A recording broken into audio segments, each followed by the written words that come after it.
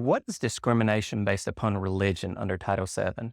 Well, like the other forms of discrimination, this is where an employer discriminates against an individual either in hiring, firing, or in the employment practices simply based on an individual's religion.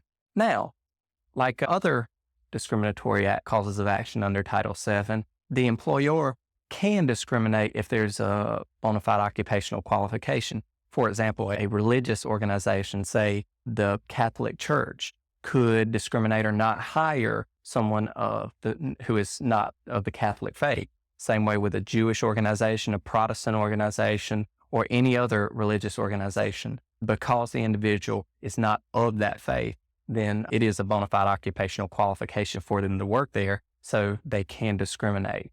There is one unique factor about religious discrimination versus other types of discrimination. The employer, if an individual is employed, has to make reasonable accommodation for a person's religious practices within the organization. Now, reasonable accommodation depends or varies largely based on the type of organization and the situation or context for the employment.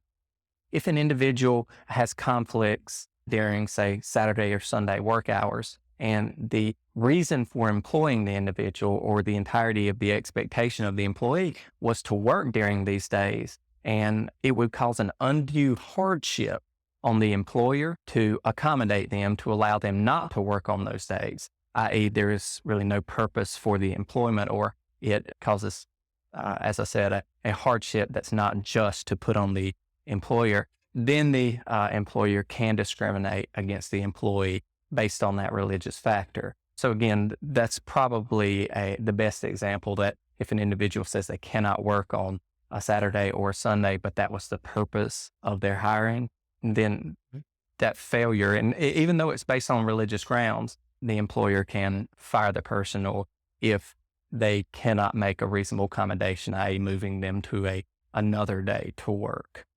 So anyway, that's the difference between the religious discrimination context and some of the other employment discrimination contexts under Title VII.